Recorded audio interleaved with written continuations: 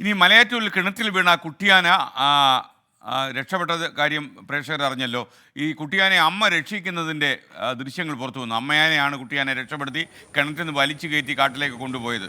ഇതിൻ്റെ ദൃശ്യങ്ങൾ പുറത്തു വന്നു. കാട്ടാന ശല്യത്തിന് ശാശ്വത പരിഹാരം കാണണമെന്ന് ആവശ്യപ്പെട്ട് നാട്ടുകാർ ഇപ്പോൾ സ്ഥലത്ത് പ്രതിഷേധിക്കുകയും ചെയ്യുകയാണ്. ആദ്യം നമുക്ക് ഈ കാട്ടാന അമ്മക്കാട്ടാന അല്ലെങ്കിൽ അമ്മയാന രക്ഷപ്പെടുന്ന ദൃശ്യങ്ങളൊന്ന് കാണാം. രക്ഷിച്ചു കൊണ്ടുപോകുന്ന ദൃശ്യമാണ് പ്രേക്ഷകർ ഇപ്പോൾ കാണുന്നത്. കുട്ടിയാനയും വലിയാനയും കാട് കയറി. ശ്രീകാന്ത് കൊച്ചിയിൽ നിന്ന് വീണ്ടും ചേരുന്നു. ശ്രീകാന്ത്, പറയൂ വിശദാംശങ്ങൾ.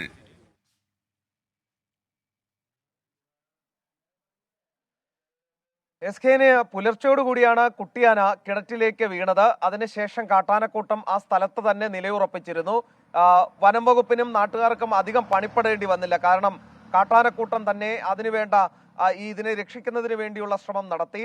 ഏറ്റവും ഒടുവിൽ അമ്മയാന ഈ തുമ്പിക്കൈയിൽ പിടിച്ച് ഈ കിണറ്റിലേക്ക് മണ്ണ് തള്ളിയിട്ട് ഒടുവിൽ കുട്ടിയാനെ തുമ്പിക്കൈയിൽ പിടിച്ച് കരയ്ക്ക് കയറ്റി ഇപ്പോൾ കാട് കയറിയിട്ടുണ്ട്.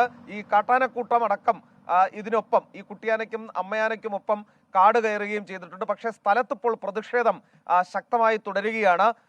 പ്രദേശവാസികൾ പറയുന്നത് ഈ ആനശല്യം ഒഴിവാക്കുന്നതിനുള്ള ശാശ്വത പരിഹാരം വേണം എന്നുള്ളതാണ്. അല്പസമയത്തിനകം ആ പ്രദേശത്ത് നിന്ന് നമുക്ക് കൂടുതൽ വിവരങ്ങൾ ദൃശ്യങ്ങൾ സഹിതം നൽകാനും സാധിക്കും.